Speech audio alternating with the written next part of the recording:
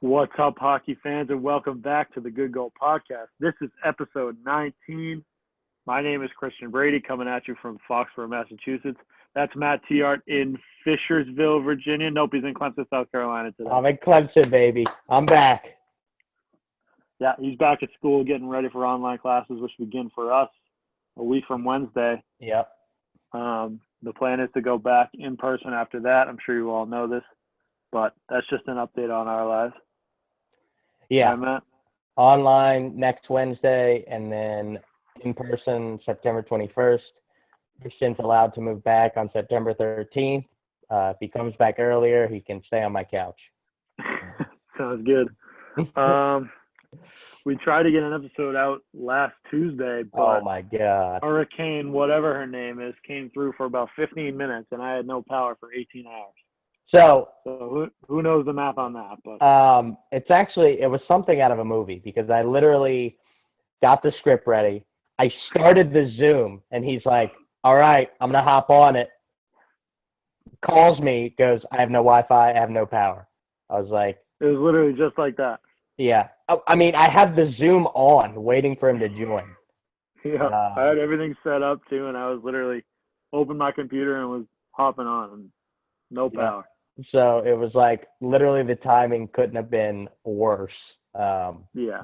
He's safe. He's got power again, and we're back. So. Yes, we are. And, yeah, I mean, I guess it was good timing. We didn't really get our reactions in for the first half of the series, but they're all over by now, and we're getting it at the right time, right before. So, it's good timing. We're recording Monday, August 10th. So playoffs start tomorrow, August 11th. So if you're listening on August 11th, they start today. But yeah, today is hockey fans' chance to regroup and catch their breath after the craziness that was the qualifying round and round robin. Yeah. So we get one day, and then we're back at it tomorrow. There's like 8 games on the slate tomorrow night. So it's going to be awesome. Yeah. All right. Hockey news. There's nothing really big in today, the history, NHL history, like today in history, one of those things. But yesterday was the trade heard around the world. Edmonton traded Gretzky to LA 32 years ago yesterday, August 9th. The city of Edmonton was ready to burn the entire city to the ground, rightfully so, because when the trade happened, he was already considered the greatest of all time. Right. So, yeah, any thoughts on that? No, I've seen this. I forget what it's called. I wish I had the name for it. I watched this documentary on Gretzky. I feel like I've watched more than one. But an interesting fact about that is after that whole press conference with the tears and everything that, of course, is so famous, he went to the Kings owner, who literally just bought him from Edmonton. It was just a trade for a boatload of money. And the owner and him met for the first time, and the owner said, okay, like, it's time to decide what we're going to pay you, because like free agency and all that stuff was really not as prevalent back then. The PA was nothing, if anything. So they just decided what they were going to pay him. And I remember that the first number that the LA owner gave to Gretzky, he said, no, you can't pay me that much to play hockey. And he took a lesser salary because he didn't think he deserved that much. But whatever the number was, he did deserve it. So you love telling that story. 101, he needs to go to school. You love telling that story, and I love it because Gretzky just wanted to play hockey. He didn't really care what he was getting paid. Exactly. And you got these kids now, and we're going to talk about Toronto because they're done. They have like 3 out of the top 7 highest paid players on roster, and they couldn't even put up a goal last night. But we'll talk about that later. Yeah, you're right. The Toronto cap is a nightmare right now. Yeah. If only they had some Wayne Gretzky's on there. That's off-season talk because we're in playoff mode. Yeah, exactly. We'll mention it today, but you're right. That's our topic numero uno as soon as this season ends. Yeah. Last Saturday, I guess it was, or the first Saturday the playoffs started, I think it was last Saturday, was a doubleheader, like 4 o'clock and 8 o'clock. It averaged 1.4 million viewers for both games. That's the most watched doubleheader in 4 years. So people were ready for some hockey. I thought that was a pretty cool number. Yeah. Yeah, that is awesome. You're right about that. Uh, Yeah, I mean, what a week it was. It's awesome. And we start right back up tomorrow at noon. So yep. strap in. That was according to CNBC. Whatever. That's not really that big of a deal. This is a huge deal according to numbers. ESPN quote, the Seattle Kraken, it's been 17 days since they released their name. They're still responsible for 2 out of the 3 highest selling products on all Fanatic websites. I think they have 1 and 3, and number 2 is the WNBA, like orange hoodie that you see all the NBA players wearing, which I think is cool. Good for the WNBA. Yeah. And then after they released their name, 51,000 people joined the wait list for season tickets, and that doesn't include the 32,000 that have already put a down payment on the season tickets. And who knows how that even works? Stadium only holds 17,500. So I think that must have to do with, like, if you buy half seasons and, like, 10-game packages, whatever. I'm sure there's multiple things. But 32,000 is still, like, you have to leave at least 700 seats. I mean, I don't know what the number is, but you have to leave seats for people to buy for games for single tickets. You can't just sell out the entire stadium on night one. I have no idea. Who knows? Maybe they did that. This is legendary. Seattle is so ready for hockey. We are like the farthest point from Seattle, since we're on the East Coast. Both of us are on the East Coast, and we're ready for Seattle hockey. I can't wait. I don't know how I haven't gone online and bought that hat yet, but the Adidas hat we're seeing all over the Instagram is unreal. Yeah. I got to get one. 20 million views in just the first 24 hours to their website. And in a 12-day span, they quadrupled Vegas numbers. So the bar was set by Vegas, and Seattle just, and pun intended, blew it out of the water. Yeah, good pun, man. And then the last number I want to point out is that they paid the league an expansion fee of $650 million. Right. And it seems like they're already on track to make that back this year, even with a global pandemic going on. So and that's just the NHL's, like, plan to avoid, like, another, whatever it is, Atlanta Thrashers. Yeah. Those type of things. It's just set the number so high that whatever billionaire, millionaire gets into this is going to have some incentive to actually have his team succeed. Yep. So that's what that is, and they're doing a good job right so far.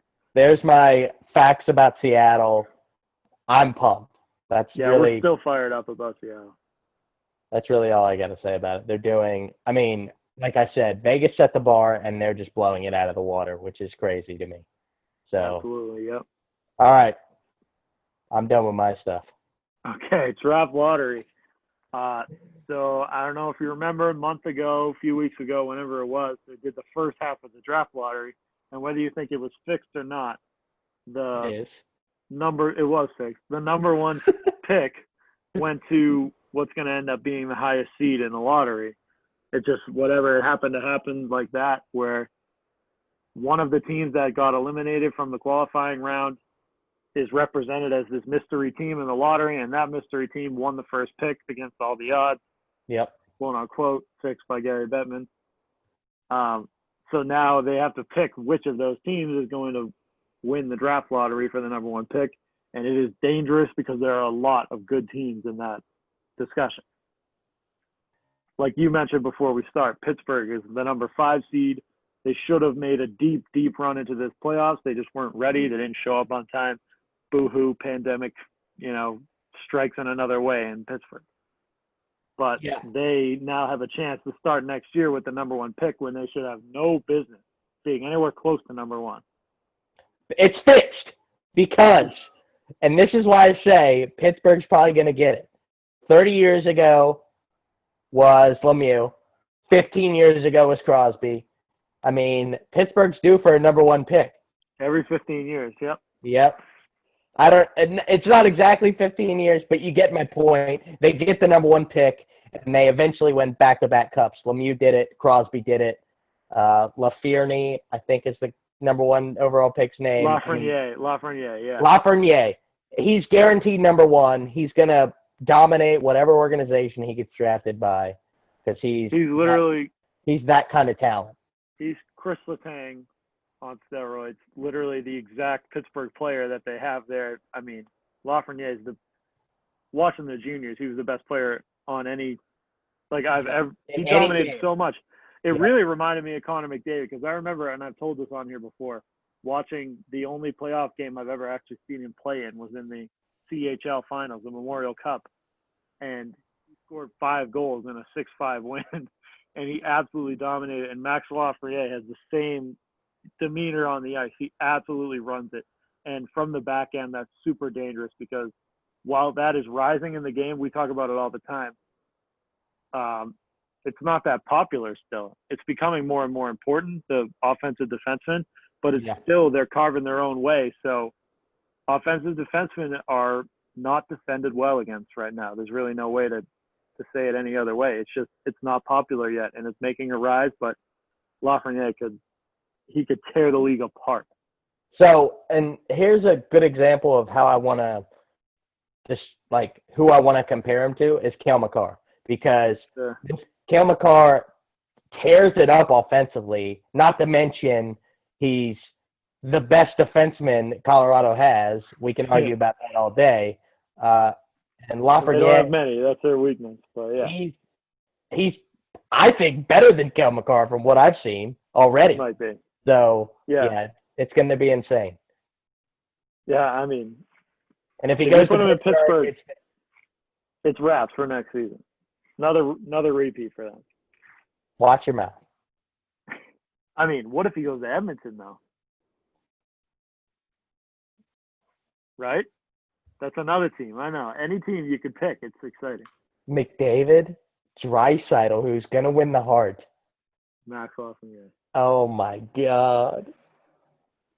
Anyway, we talk about McDavid and Draisaitl all the time, and they got trashed by an old Chicago Blackhawks team. We're going to talk about that later. But Geezers just mop the floor with them. Anyway, all right, let's get to the results of the round robin and qualifiers, shall we?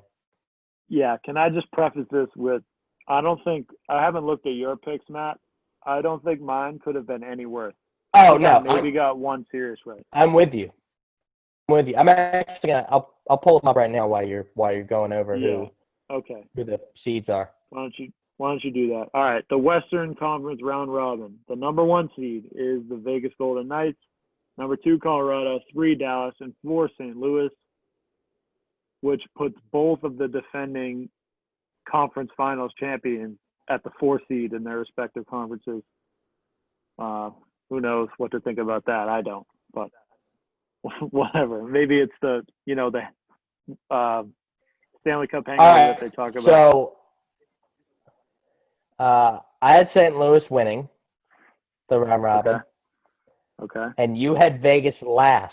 That's all we need to say about our picks. Yeah, that's tough. Anyway. I'm pulling them up now, too. Vegas, Colorado. That game between those two, winner got the 1 seed. That was a great game. I personally think this is a teaser for the end of our show. I think that's going to be the Western Conference Finals. Both of those teams were head and shoulders above the other two. I like it. Colorado, they scored with 0.1 second left against the Blues, but they were dominating the end of that game. If the game would have went into overtime, I feel like they would have won it, especially with McKinnon and Rantanen and Cale Makar as the 3 that would have been out on the ice. So yeah, it's tough to beat that. But then you get it past 45 seconds and you don't know what to do. But yeah, that's a discussion for a different day. You're right. It's tough to beat that trio. But yeah, so those are the West Robin seeds. Why don't we talk about the qualifiers real quick before we move on to the East? Okay. We'll go with the first series that we mentioned just before. The Edmonton Oilers is 5 seed lost 3-1 to the veteran Chicago Blackhawks, was for the 12th seed, the worst team in the Western Conference coming into it. What are your thoughts? Knee-jerk reaction. Let's hear it. Okay. The first thing I want to point out, and I know he's watching, Dominic Kubalik, if you're watching, I am so sorry. Oh, my God. Because me and you both looked at this camera and said, and the people that listen on Spotify, we said, this guy doesn't even deserve to be in the Calder Trophy. It's a 2-horse race. Even worse than that. We didn't even know who he was. Exactly. In the first game, they put up 6 goals on Edmonton, and he scores 5 points, which is an NHL playoff debut record. This kid was phenomenal. I'm sorry. And I also want to apologize to Jonathan Toews because in Game 3, I was like, or even as early as Game 1, I was like, where's Toews been? This has been. And he scores like 3 out of the 4 game winners. It's unbelievable. Chicago knew everybody was doubting them, and they came out and beat the crap out of Edmonton. That's my thought. That's my first thought, too, is Chicago, just like Kubalik, I guess it's fitting. Nobody's really thinking about them at all. Coming in, it was like the Edmonton show. Oh, Edmonton just barely missed getting into the top 4. Whatever. They're going to handle they're going to handle Chicago, and they'll be in there right away. Yeah. And that was not at all the case. I mean, I don't know if I mentioned it on here. I think I did. I was expecting older teams to do better in the restart just because they're more responsible to get their guys going quickly. And, I mean, this is a new thing for everybody, so I guess it's an even playing field. But I just think that the more responsible veterans were the ones who were going to lead their guys to be in perfect shape and to be ready to go for these qualifiers. And we saw people not being ready to go all over the place in this, especially in the round robin. But, I mean, we talked about the Rangers being one of the hottest teams in the league, and they got absolutely steamrolled in their series. Yep. And it just happened that some teams just came in and were not ready, and I would put the Oilers in that conversation. They got those 2 superstar players in McDavid and Draisaitl, and, I mean, they did jack. On paper, Edmonton should have swept Chicago. But you are absolutely right with the older guys. Playoff experience won this series. Toews, Kane, Seabrook, Duncan Keith, those guys won 3 cups. They know what it takes, global pandemic or not. So, good on Chicago, and I'm excited to see them play Vegas. Me too. Immediately become my team to watch in the Western Conference. Just that'll be a lot of fun. It really is just like starting brand new. And it stinks that some teams are going to get kicked out who should have made the playoffs in the first place. But it also makes it super interesting because who knows, maybe in the 2020 season, whatever you want to call this, the Corona Cup, maybe in that, the Chicago Blackhawks are the best team. It's just completely brand new. It's almost like the first part of the season didn't even happen and they just started again right now. Yep. I mean, the layoff was longer than a normal offseason, and you see how quickly teams turn around in the offseason. It's unbelievable. Yeah. So that's all I got on that series. You got anything else? No, I ranted enough about that. Cool. Let's hop into the next one. Nashville Predators versus Arizona Coyotes. The Coyotes win the series 3-1. I'll start with this one. I said I was doubting Arizona just because of their unsureness with the goaltending. And then Darcy Kemper came out, started every game, and looked awesome. So I'd like to think that if I knew that were the case, I would pick differently in the series. But I did say I don't think that Kemper is fully healthy, and by the looks of things, he is. He played well. I mean, good for Arizona. It's another upset, and they just handled the Predators 3-1 again. So I picked Arizona, but I did it in 5 just because of, like you said, goaltending. I figured Kemper would take him a couple games if he wasn't healthy, but he played lights out. I mean, the lowest shot total he faced was 39. He stole this series right from Nashville. Taylor Hall, Kessel, the Stars played well for Arizona, and I think not having, I talked about it, Pecorine starting, I thought he was going to be in there, and he wasn't. So I think not having Pecorine and that playoff experience also hurt Nashville. But good on Arizona. And, again, all these matchups that we got in round one, I can't wait to see. So good on Arizona, and I'm ready to see what they do next round. Definitely. All right, next one. Number 7, Vancouver wins 3-1 over number 10, Minnesota. Most of us saw this coming. Same old for Vancouver. They went all in to try to put a cup team together, and it looks like they may have done that. They rolled them. This series, I only caught like one game of, but from what I saw, Vancouver absolutely dominated Minnesota, and I think Minnesota needs to, in the offseason, take a look at the mirror and say, all right, what are we about? What's our franchise need to do from here on out? Because it's been mediocrity for a long time. So Minnesota's in an interesting situation here that I guess I would put, well, no, I won't even say that. So you're never even going to know what I was thinking. But okay.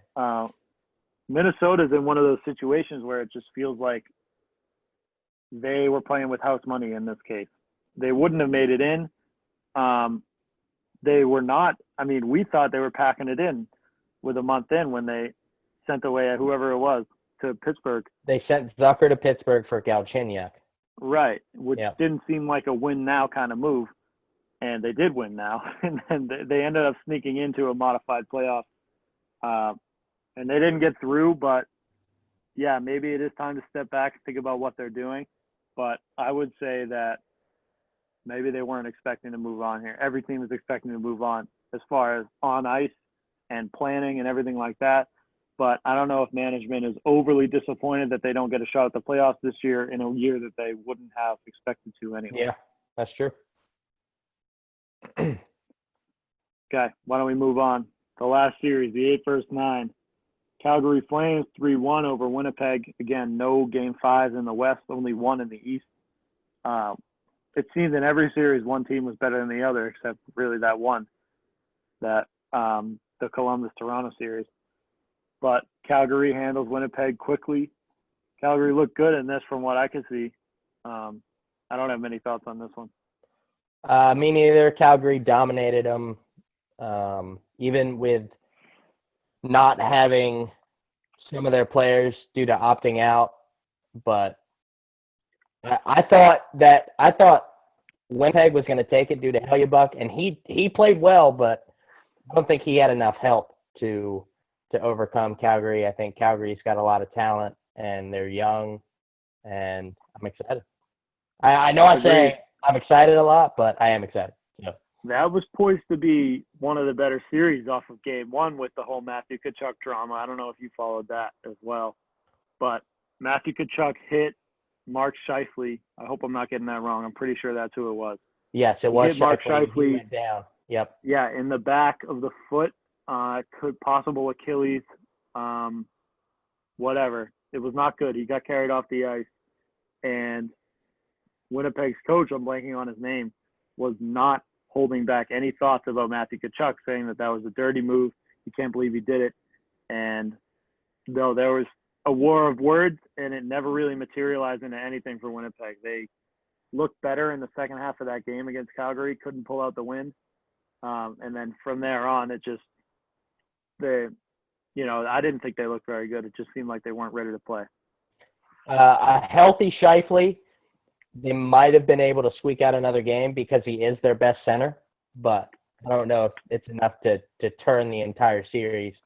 But Yeah. I mean, the play, I don't even think it was intentional, but Tkachuk's skate did hit Scheifele's Achilles, and people on Twitter were saying it was a torn Achilles. Some people were saying he wasn't putting weight on it to be precautionary and he could come back. So you didn't even know what was going on. And like we talked about last episode, teams don't have to disclose their players' injuries. So right. So we'll never know about, well, who knows, maybe next year. But if that is an Achilles rupture, don't expect them to see the ice next year either, which is extremely sad. And even hopefully that's not the case. We got our fingers crossed. Yep. Okay, to let's the move left. on to the Eastern Conference. We'll just read off the seeds, and then you can tell us what our picks were. They were god-awful. Spoiler. They were horrible. So Philly goes 3-0, runs the table, and they look like the best team, and they take the number 1 seed. Deserve it. They earned it. In this system that they've put in place, Philadelphia came in the most ready of any team I'd seen, other than maybe Montreal, and they take the number 1 seed. Number 2 is Tampa Bay going 2-1, winning in overtime over Washington, and again against the Bruins, losing 1 to Philly, and then Washington at number 3 at 1-1-1, and the Boston Bruins at 0-3-0. Didn't look good in any game at any point. I'm worried about Boston, but that's what you got. So here you go. You put Boston at 1. Yep. So that's all you need to know. And I put Philly last. So that's all you need to know. So same thing as the last one, where we just completely wrong. We just flipped it. Yeah. Philly looked absolutely dominant. Kind of hot, played unbelievable, and he didn't even play. He only played like 90 minutes out of 3 games. Elliott played the rest. Their offense looks great. Their defense looks even better, and their goaltending looks phenomenal. Their coach is up for the Jack Adams Award. I don't see, from what I saw, I don't see any team beating the Flyers in the 7-game series. Well, I'll tell you what, there's one team that we're both, I know, excited to watch going forward, and it's not something I would usually say about this team, given the rivalry, but if there's anybody coming out of the qualifiers who looked poised to beat the Flyers, it's the Canadiens, and we're going to talk about them, I guess, in a second. We'll keep going with the rest of the 3 teams. But my team looked abysmal other than the game on yesterday against your Bruins. Sorry we didn't do a companion. I was driving. Christian was too busy getting mad. Me, him, and my dad have a group chat. My dad and him were going back and forth, talking crap to each other. As we typically do. It's all good fun. It's all in good fun until he crosses the line, and we'll see when that happens. They have a good rapport, which is good. Yeah, and then I don't have anything to say about the Bruins. This is the first President's Trophy winner ever to not be the 1 seed. So, which I love, actually, to be honest with you. I wish we were the 2 seed, but to be dead honest with you, I think the President's Trophy curse is now lifted. And the same with St. Louis in the West being the Stanley Cup hangover is now lifted. They've gone through the first round without a win, and now they have a chance to reset. Granted, they got 1 day, but we got 1 day to figure this out. But the Bruins did say at the beginning that we earned an opportunity to have 3 warm-up games that are somewhat meaningful. Yep. Before we start playing meaningful hockey. So hopefully they just took them way too lightly. I don't think that that's the case. I think that they were really trying and they just didn't have it. Every analyst was saying you can't just flip it on and off. It's playoff hockey. So for the teams that were saying, well, these games don't really mean much, there's a bigger issue. I subscribe to that belief completely. Yeah. So I'm just hoping we're the anomaly. Boston has the talent to win the cup. They were 20 minutes from winning the cup last year. So those are my thoughts. Yep. So, yeah, let's move on. Let's start talking about Montreal, who took out the number 5 Penguins in 4 games. The only game that they won, I was able to watch the whole thing that Pittsburgh won, and it was a 2-1 win. That Montreal still looked unbelievable in. And the story of this series is Carey Price absolutely stood on his head every single game that I watched, including the loss. And it just looks like you can't get a puck by him right now. Yes, Carey Price is back to vintage Carey Price, which makes the Montreal Canadiens the most dangerous team in the playoffs.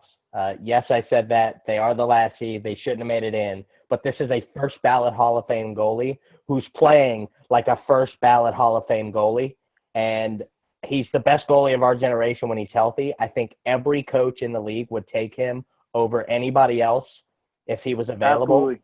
You start your franchise right now, you start him with Carey Price. That's exactly. a unanimous decision. So Carter Hart versus Carey Price, they're both playing phenomenal. It's going to be a goaltender dream, and I'm pumped. It's going to be awesome. Yeah, and you mentioned you mentioned the health with Carey Price. That's the main key.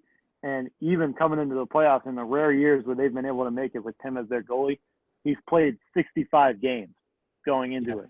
And he's got to be dead tired. Any year that he can survive the whole year without getting without getting hurt, he's like dog tired by the time they get to the playoffs. He plays 65 games a year. Yeah. Whereas most goalies play 45, 55 out of 82.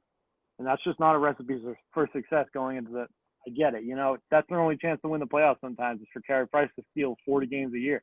And he does it. And they make it. And then he's dead. And now he has a 3-month break. He comes in fresh, super healthy, and he looks like Carey Price. I mean, there's no better way to say it. When they won the Olympic gold, he played exactly like he's playing right now. So, on the other side of the coin, the Pittsburgh Penguins had absolutely no excuse unless they're throwing it for the number 1 seed. They had all the time to be healthy. They have all the talent in the world with Gensel, Malkin, Cross. I mean, this was the first time all season they've been healthy. Matt Murray looked like garbage. I mean, they just looked bad. And I don't know Matt Murray did look bad, and I'm surprised. It's the second one where I'm surprised they didn't switch to the other goalie. I'm surprised that Nashville did not go to Rinne when things were not going well. And I'm extremely surprised that Jari did not see time in this series because Matt Murray looked awful. Awful. I think they did put Jari in game 3, maybe. Good. Yeah, but no, I didn't notice that. Even then, yeah, I mean, he should have started games 4 and 5. He really should have. If they made it to game 5, assuming that Jari played well in game 4. Well, they couldn't even get a puck past Price in the elimination game. So, yep. Maybe they were throwing it because they know it's fixed because Bettman's giving them the 1 seed. Yeah, I mean, if you're Bettman, it's not the worst idea. But all right. Okay, why don't we go to number 6, another team that was unreal. Hold up. You picked the Pens to sweep. So I just want to point out. I feel really disgusting about that one. Okay. That one really hurt me. I know you're going to point it out in this series, so I wanted to point that out. Okay. Carolina wins against the Red Hot Rangers, red hot in quotes. Yep. 3-0, never close. It's sad to say, but King Henrik looked like an old man. Yep. And the Hurricanes just absolutely steamrolled, and I cannot understate how worried I am about Carolina going into the first round. So that's the number 1 point I want to bring up. Henrik Lundqvist, another Hall of Fame goalie, unbelievable, had his 129 playoff game start snapped. In game 3, they went with the backup, and Carolina looked unbelievable. They had to at that point. But I do want to make sure I point out, because I've said this multiple times on our podcast, New York's a year or 2 away from being the best team in the league, talent-wise. They will figure it out. But yeah, I agree. And imagine if they get the number 1 pick, they're right on track. But I think they were riding with Lundqvist a little bit too long, and Carolina just, I mean, Brendan Moore's got his team rolling. So I picked the Rangers in a sweep. I feel disgusting about that pick, but I honestly believe that when the season was canceled in March, the Rangers could have played with anybody. So yeah, no, I agree. Yeah, they were on their way to making the playoffs, and they were the 11th seed. So, but we know that the East was so tight when they called this season. Yeah. So they really did have a chance to win it. What could have been for the New York Rangers? That's all I got on them. Yep, they're only a year or 2 away. I'm telling you. Definitely. Okay, number 7, New York Islanders win the series 3-1 against the Florida Panthers. This was an interesting one for sure going into it because we really didn't know what to see. Florida Panthers were the hot/cold team all over and across the entire league for the entire season. They win 4, lose 4, you know. Yep. And the New York Islanders were on the worst skid that any team had, including, you know, the 15-win Detroit Red Wings. The Islanders had lost, I think it was close to 7 in a row. I think it was like 9. Yeah. It was and horrible skid. And they come out and look awesome against Florida. They look really good against a good Florida Panthers team. And, yeah, that's all I got. The Islanders, we're going to talk about the round one. I'm scared because they have Barry Trotz, but this was the epitome of how Barry Trotz coached. They would go up 1-0, they would go up 2-1, and they would park the bus, and it would be really defensive. And that's the way they like to win games. They're super physical. I think their fourth line broke the record for NHL hits in a season like 3 years ago. Matt Martin, their fourth line center, has like 3 out of the top 5 hits in a season records. Yeah, I've seen that before. Yep. So this team likes to play defensive. They don't mind winning games 1-0 because they know they're gonna be super physical on you. And that's the way they won the series. And to be a team like that, you have to be stacked with centermen, which they are. Like you just mentioned, Matt Martin, their number 4 center, and their top 3 are just as good. So. Yep. I also want to point out in the series, Pajot's like 4'2". If you haven't seen it, look it up. Look up. All you have to do is look up Pajot, Brian Boyle. I don't know if you saw. Granted, Brian Boyle's like 6'8", but I know. Brian Boyle's like 6'8" on skates. He like bunked at him, and Boyle just grabbed him. Oh my God! It was like the moment of the series. Yeah, it was hilarious. It was funny. Anyway, look it up. That's all I gotta say. Okay. But yeah. Okay. And the last series, the best one, save the best for last. Yep. The need to win Toronto Maple Leafs lose in 5 games to the number 9 Columbus Blue Jackets. It was the only elimination game, and it was never close. 3-0 win. Nope. I mean, credit to Columbus. They looked awesome. But the story of this series is Toronto, they have no room. They can't go anywhere from here, you know? It's just they have to go with what they got for next year and hope it goes better, which is the Albert Einstein. You can't try the same thing twice and expect a different result. Yep. If you do, that's the definition of insanity. And that they have no choice but to do that for next season. Those are your thoughts? Because I got a lot. About Toronto. Yeah, that's what I got. Why don't you go ahead? Okay. Last night, Columbus scores. I'm watching the game with my dad. I cheer a little bit. He says, "What, you're rooting for Columbus?" I said, "Yes, I'm not rooting for that trash organization." Okay, that's a lot, but okay. And he goes, well, they fired a Hall of Fame coach. And we talked about this when they fired Mike Babcock. He was not a good fit for them. Your dad's a Mike Babcock guy? He was riding high on that. He's a Hall of Fame coach. Hot. I know. I was like, he's not a good fit for them, clearly. No, you're right. Columbus, Tortorella, what a guy after Game 4. And let me just lay it out for you. Game 4, Columbus has the series in hand. They're up 3-0. They give up 3 goals in 4 minutes to go into overtime, and then eventually lose in overtime.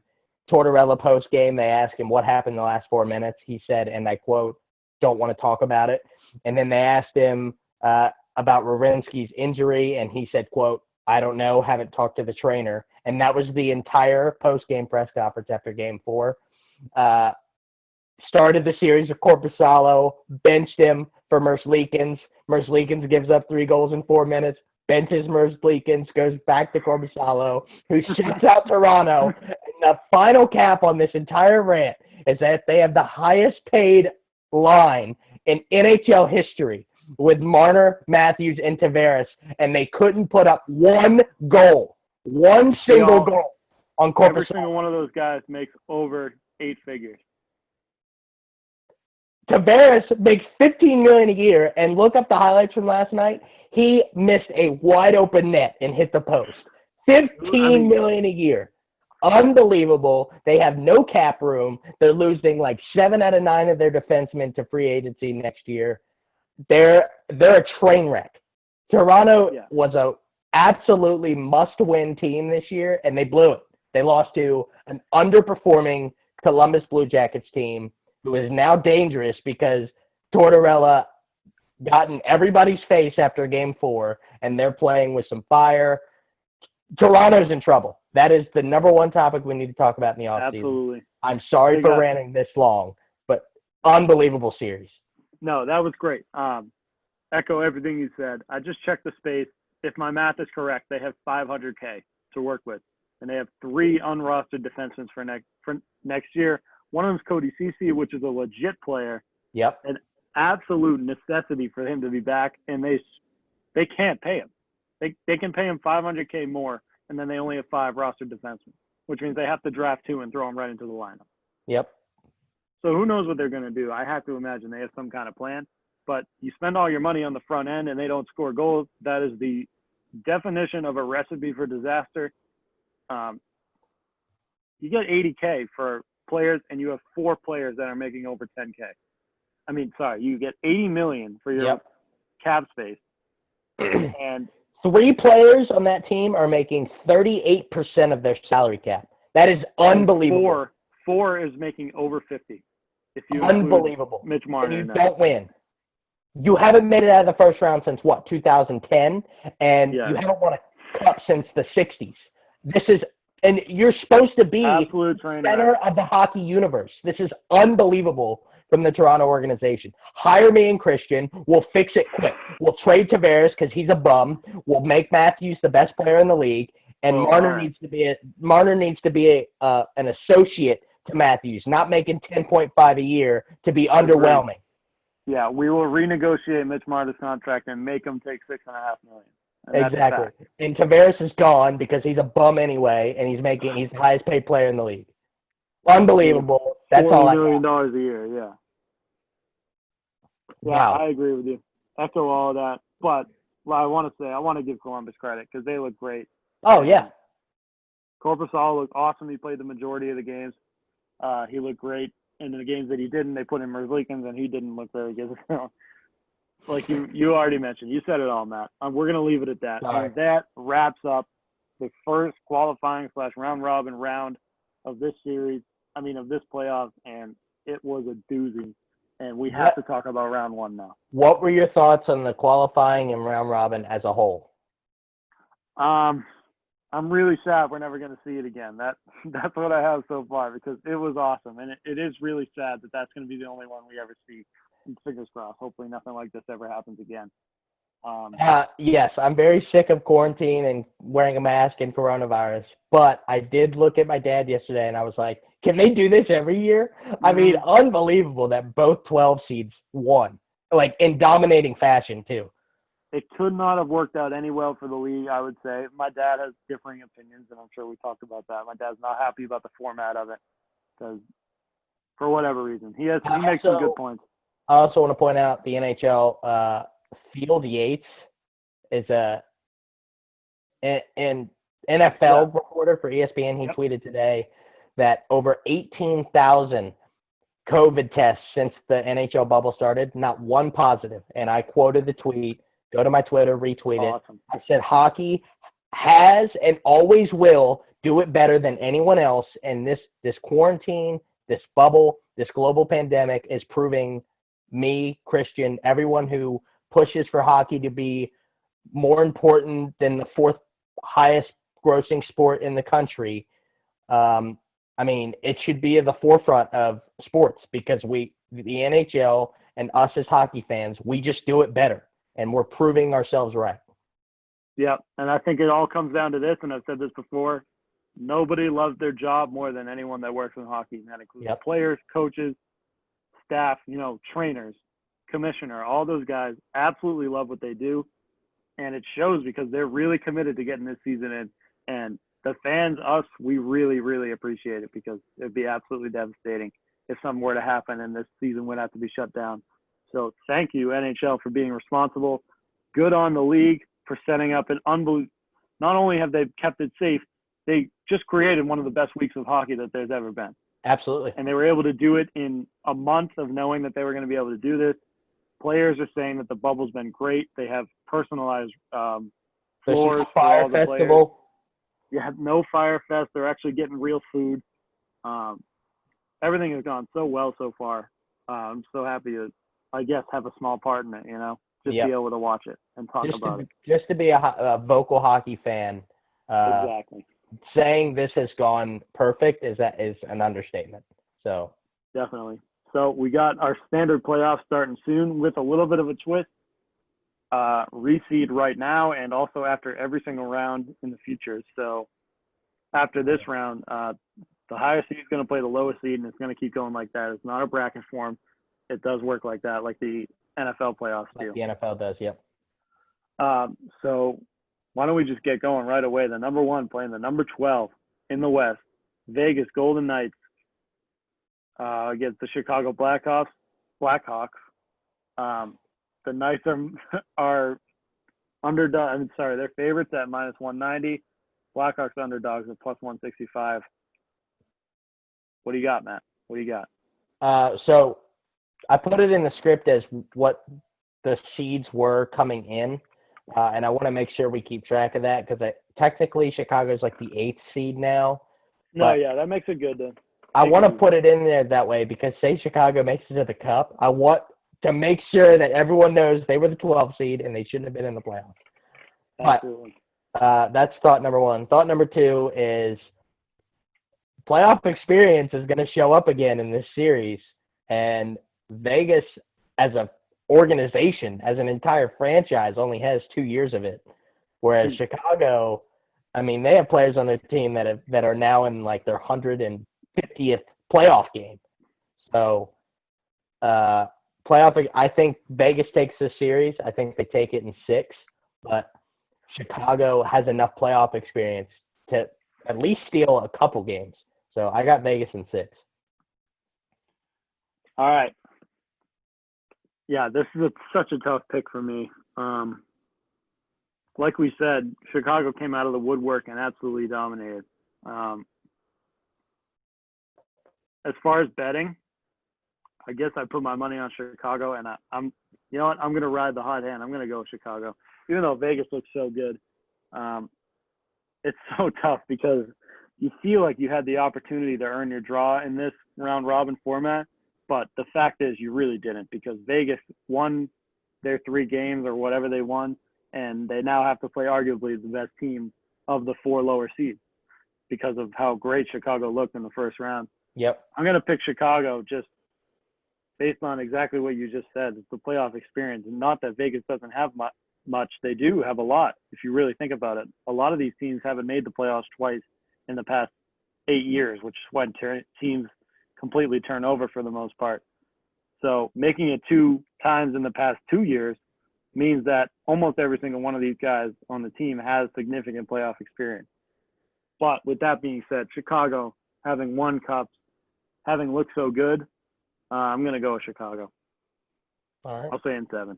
Wow. Mm-hmm. I mean, to preface the rest of our picks, we can't get any worse than we did in the qualifying round. So yeah, I feel so much less pressure now because I know I can't do any worse than I did. Yeah. So there you go. All right, number 2 Colorado Avalanche versus number 11 Arizona Coyotes. I'm pumped for this matchup. There's so much talent. There's so much speed on both sides. Colorado's the -170 favorite, and Arizona's the +150 underdog. This is the money lines are for game 1. They're not for the series. Okay. So, thoughts? Man. It's another one where Arizona looks so good, but Colorado is just a heavy, heavy favorite. I'm going to go with Colorado on this one. I think it'll be a good series. Arizona looks really good. I know it's easy to say I think it'll be a good series, but Arizona looked really, really good, and Darcy Kemper stole games, which is what they're going to need to happen. If Darcy Kemper plays just as well, Colorado's going to have significant trouble with them. Yep. But I'm going to put Colorado in 6 games. That's what I'm going to have. Okay. I agree with you. I think if Darcy Kemper plays as well as he did in the qualifying round, Colorado is going to have a lot of trouble. But they have the talent to put pucks in the net, regardless of who's playing goalie. McKinnon is a Hart finalist once again, and this team is so fast. It's unbelievable. Their power play looks great. I'm going Colorado in 6 as well. I Okay. That's such a good pick. I hate to copy you, but no, I like when we copy each other. You know, we don't agree much on this, so it's good to. Well, we both picked the Pens, so. When we agree, we're wrong. So if you are betting, put your money on Arizona. Yeah, definitely put your money on Arizona. Yeah. Okay. All right, the number 3 seed, Dallas Stars, against the number 8 Calgary Flames. Calgary looked really good. Stars look really good. Again, it's all Western Conference, so every single one of these teams won their series 3-1 if they're the lower seed. Yep. And so all 4 of these teams looked really good in the first round. So it's tough to pick against them, but as I said at the beginning of the season, I have Dallas in the Western Conference Finals. I think I had them playing the Bruins in the finals. You did. I did. So I'm going to have to ride with them. I'll ride that pick. I'm going to say Dallas in 7. So Vegas has this game 1 as a pick 'em. They're both minus 110. I assume that this series is the same way. It's just a toss-up pick 'em. I think Ben Bishop played great. Doman played as well as he could have as a backup. I think that goaltending is going to be a key factor in this series because to be honest, Mike Smith, I think, is Calgary's goalie. He was like a backup in Edmonton like 4 years ago. So, whereas Ben Bishop was winning business like 4 years ago. So right. I got Dallas in 6. I think the talent, especially the playoff experience, is with Dallas as well. So I got Dallas in 6. Yep, Ben Bishop obviously a huge factor in that series. So. Yep, that's huge. Okay. St. Louis, number 4, the defending champs. They play number 7 Vancouver Canucks, and they are favored pretty heavily in the first game. Minus 150. The Canucks are plus 130. Quinn Hughes, possible Rookie of the Year campaign, is now in the books. He looked really good. He did put up a goal, but he looked good defensively in the qualifying round. St. Louis did not look good, similar to the Bruins. They just didn't come ready. And, yeah, this is basically whether you subscribe to the belief that teams can turn it on now or if it's now too late. So this is really tough to pick, but I'm going to go with Vancouver as the number 7 seed over the number 4 St. Louis Blues. I know I've been burned before with my St. Louis Blues hate, so I guess I'm riding the train again. But I really like Vancouver. I have all year. I like them going all in again this year, as I said before. So I'm going to go with them. Wow. How many games? 7. Vancouver in 7. Wow. Nope. I'm gonna go with a strong pick. I'm gonna say Vancouver in 5. Vancouver in 5? Yeah. I can't just keep picking 7. I feel bad. I want to make some bold predictions. Looks like Matt might have cut out on us, and he's caught on a very hilarious face. So if you're looking, take a screenshot of that if you got it. But yeah, I know I'd have to make a bold pick here. I said games in 7. Matt, you're back. I said 7 and 6 before, and I keep saying it, so I want to make a bold pick. I really don't think St. Louis is ready. I think they lose the first 2 games right off the bat to Vancouver, and it's going to be hard for them to dig out a hole. So that's what I got. Vancouver in 5. Okay. I don't know what happened there, but I couldn't disagree with you anymore. Okay. Good. I like when we do this. Minnesota is such a mediocre team, and Vancouver didn't look that great against them. St. Louis didn't look great, but they were also playing the best 3 teams in the West. Mm-hmm. So I got St. Louis in 5. I think Bennington plays lights out. I think all the stars show up. Tarasenko, they play lights out. They put a lot of goals on Vancouver. I think Quinn Hughes and company has nothing for St. Louis. Very good. That'll be a fun one to watch, knowing that we got a lot on the line here. Those are our boldest picks so far. So why don't we move on to the Eastern Conference? All right. And we'll start with series number 1. The 1-seed Philadelphia Flyers have not lost in the postseason in 2020. They take on Montreal Canadiens, who steamrolled the number 5-seed Pittsburgh Penguins, who were considered to be legitimate cup contenders on the way into this series, and they got handled by Carey Price and the Montreal Canadiens. So I'm going to let you pick this one first. This one is so difficult. Thank you for throwing me under the bus, because this one is so hard. The Flyers looked unstoppable. Mm-hmm. with that being said, Carey Price looked unbeatable. So this is kind of the unstoppable force meets the immovable object. Like, scale as old as time. Yep. Oh, gosh. I got Montreal in 7. Oh, I love it. I love it. I think, oh my gosh, I think Carey Price steals this. If he played as well as he did in qualifying round, I don't care who you are, you're not getting pucks past him on a consistent basis. I think Montreal steals this series in 7. 100%. I'm going to go with Philly just because you go red hot against red hot, and you have to go with the track record, and Philly has done it all year. They were hot coming in, and they stay hot. So I think they're the same team that got canceled in March 12th. They're the same team now as they were then, maybe better. Montreal, obviously, totally different team, maybe still finding their identity. Who knows? You have to imagine both of these teams have loads and loads of confidence, and they may just be playing – each other may just be playing the best team in the left in the they both looked like the best team left in the playoffs. They really did. So I'm going to go with Philly in 7, but this is my series to watch. I think this is going to be so fun. You could go across everything too. Like coaches, you got Claude Julien who won a cup in Boston in 11. Mm-hmm. You got Vigneault, who's up for the Jack Adams Award, has done a phenomenal job rebuilding Philly. Definitely. Goalies, Carter Hart versus Carey Price. I mean, I'm like stoked for that goalie matchup because Carter Hart's the next Carey Price. That's what everyone calls him. I mean, he's only, 20 years old, and he's already on track to be like as good as Carey Price or even better, which is like weird for me to say out loud, but it's true. He's unbelievable even at the age of 20. So yeah. So here's a prediction that I think is not very bold. I think you and I could probably both agree on this. The majority of this series, no matter how many games it goes to, will be played in the Montreal zone. And that's just the way that the game is played for both of these teams. Montreal takes their chances when they can get them, and Philly just creates them out of nothing. They're a high-flying team. They like to play on the run, and Montreal absolutely is not a go. They're not a high-flying team like Philly is. They take their chances whenever they get them. They rely on the brick wall that is Carey Price standing in the net.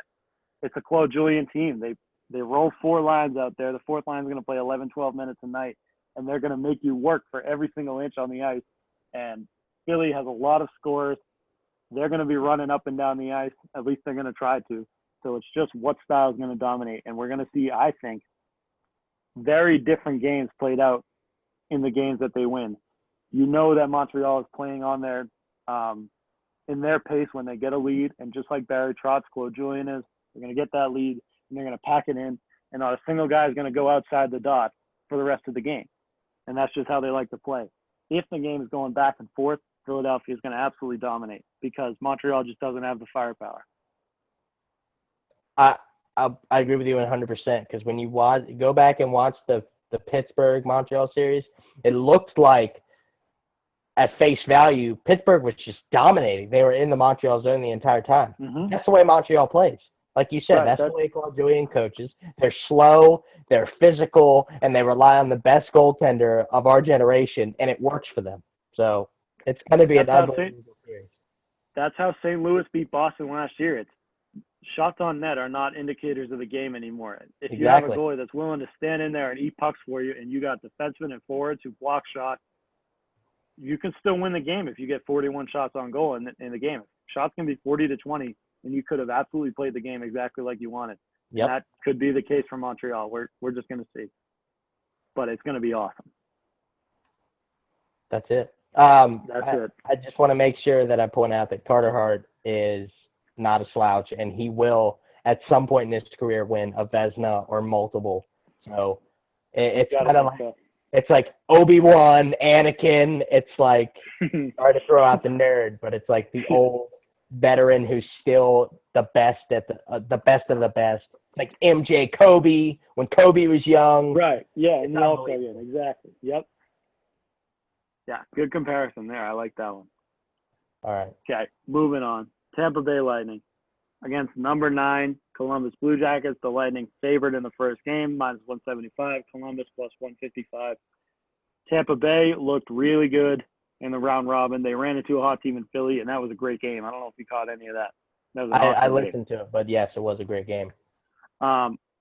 Columbus coming off a hard-fought 5-game series against, I mean, we don't want to say it, but a very good Toronto team. Even though they couldn't get it done, they are good.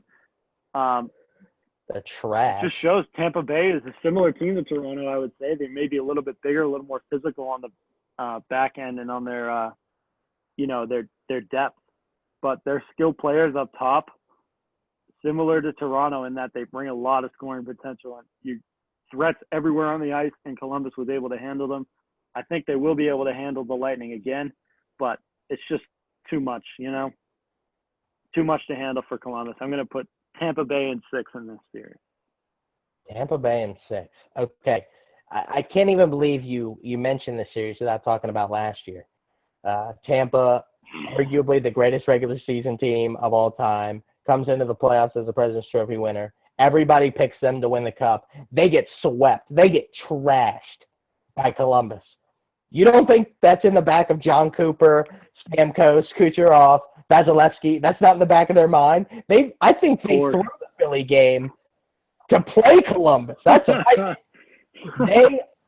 As much as I love Tortorella, as much as I want this, as much as I want fairy tales to be real, Tampa sweeps Columbus. They beat the crap out of them, and they're still pissed off about last year. That's my thought. 100%.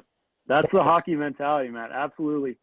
Teams don't get bullied in hockey. If it happens for 4 games, it's never going to happen again. So I think I agree with you. I think Tampa runs away with this one. I say in 6. I think I'm going to stick by that. But I totally agree. Tampa Bay dominates this series. I mean, I can't go wrong with this pick because if they get swept 2 years in a row by Columbus, I'm not the only one that looks stupid. So yeah. I mean, that'd be awesome, though. Imagine how fun that would be if that's that what happened. But that's my whole point is that fairy tales don't happen in real life because that would be a fairy tale. It would be awesome, but it was last year, and who knows? I mean, yeah, I cannot believe that wasn't my first thought was rematch. It really wasn't. But I've been waiting. I said that as soon as Tampa lost to Philly. I was to be fair, Matt, this is a Columbus Blue Jackets team that has a very different look, and a Tampa Bay Lightning team that is literally down to the player exactly the same, minus Steven Stamkos. Well, that and they added Pat Maroon. Right. So who you love. Yeah. Pat Maroon flashing his ring in the preseason. That was back in August. And I can't even believe it's been that long. It's been like an entire year since we talked about this. With this global pandemic, time is moving so slow. Yeah. But Pat Maroon in a preseason game gets in a fight and flashes his ring. Unbelievable. God, I love me some Pat Maroon just because you. Yeah, I know you do. Okay, why don't we talk about your Caps? All right, for everybody watching on YouTube, I'm flashing the Stanley Cup hat. I said it. I touched on it earlier, but number 3 Washington Capitals versus the number 7 New York Islanders. Caps are favored at minus 135.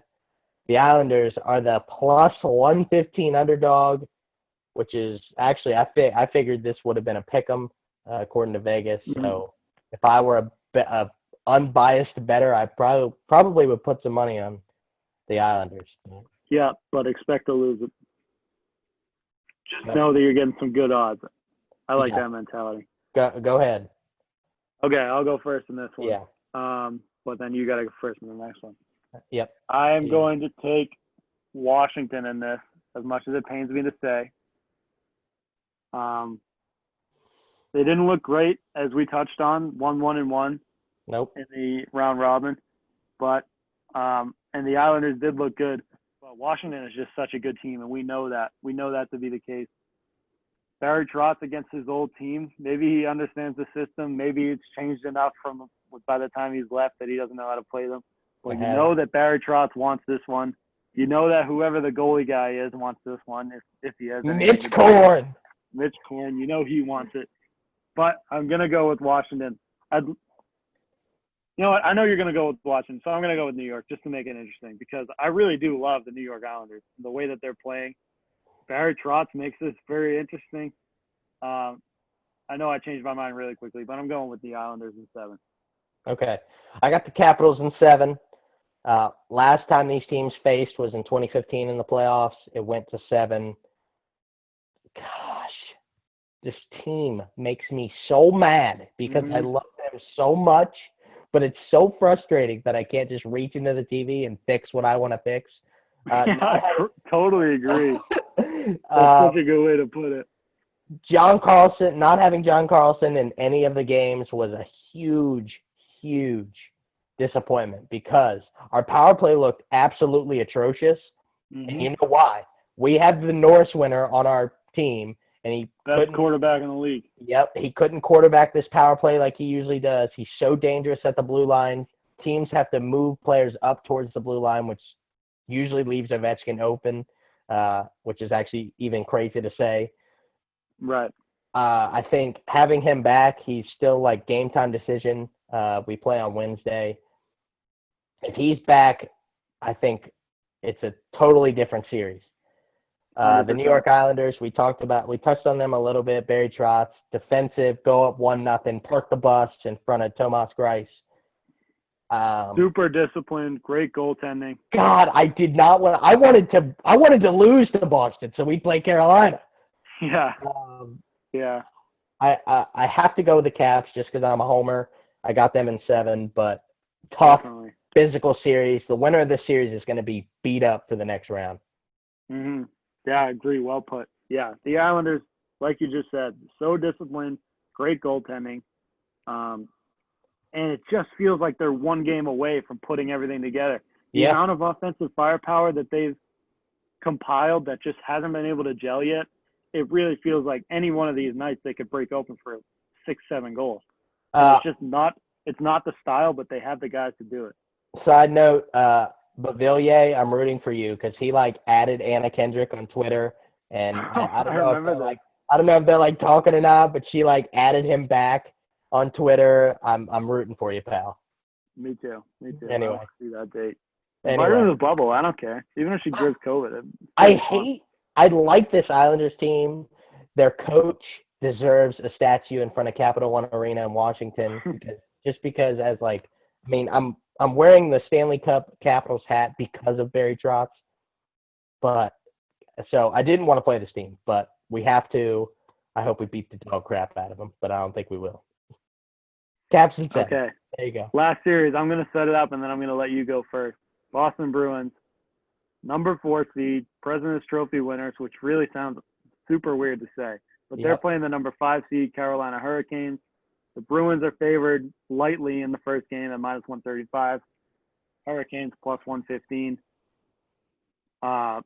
Just as far as history goes with this series, Boston handled Carolina in 5 games last year in the Eastern Conference Finals on their way to the Cup. What do you got, Matt? I want to hear your picks.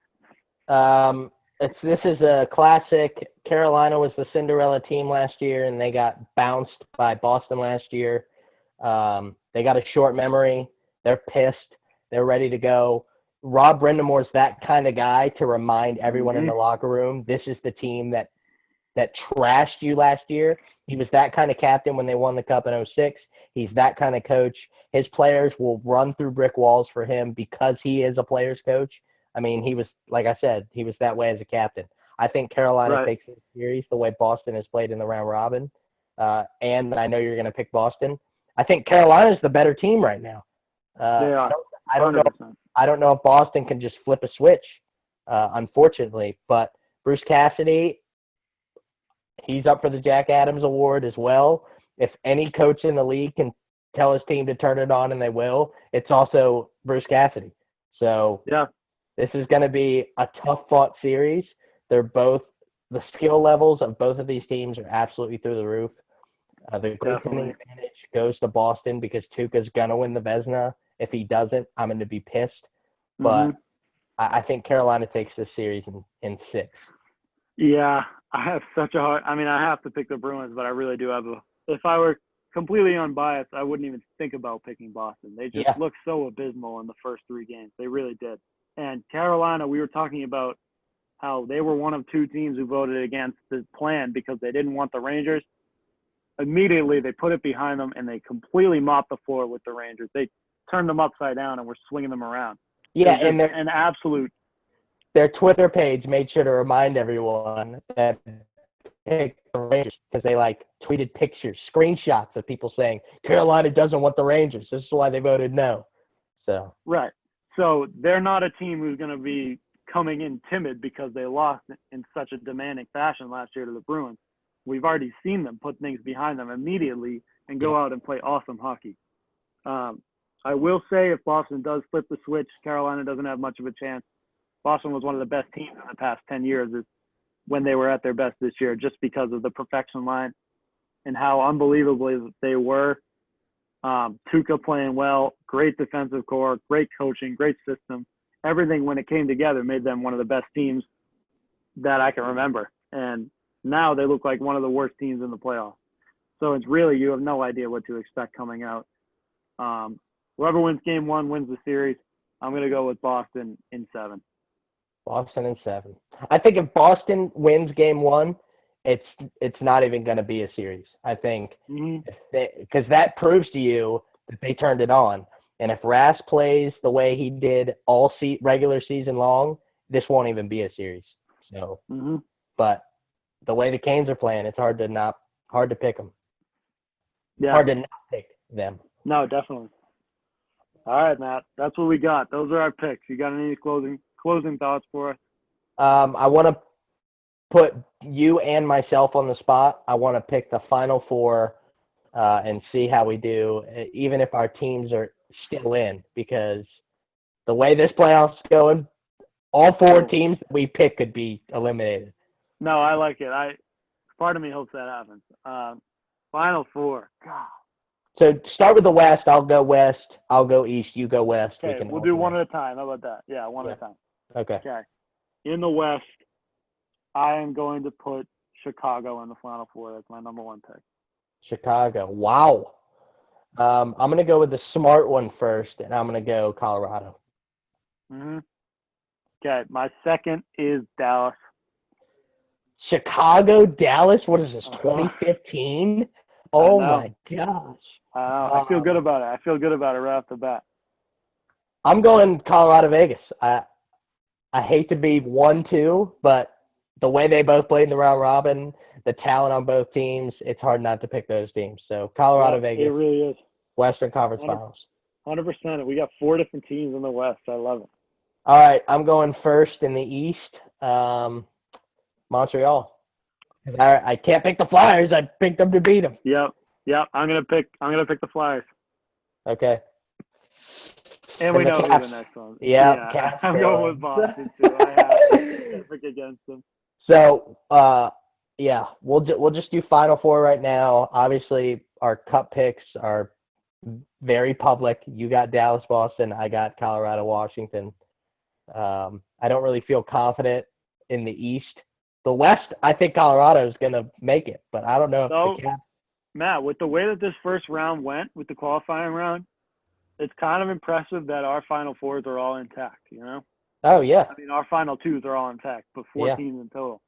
So I guess we'll leave it at that. That's one positive note that we have. Shout out to our subscribed streamer, Captain_ZT. Shout out to our parents. You know, the usual rundown at the end of the show. Yes. Everyone stay safe. Please, for the love of God, wear a mask so we can get football. Just put your mask on, please. We want to watch college football. Even if we can't be there, just put it on my TV. I know. We'll tailgate. I mean, yeah. I don't know. In the backyard, exactly. I'll fire up my own grill. I don't care. We got that grill me and you use. Still got the charcoal grill. We're not trying to get political. Just put on a frickin' mask. That's all we're saying. Put on a mask. Hockey's the best sport in the world. That's all I got. That's all I got, too. All right. Peace. We'll see y'all next week. Next week. Yep. Peace.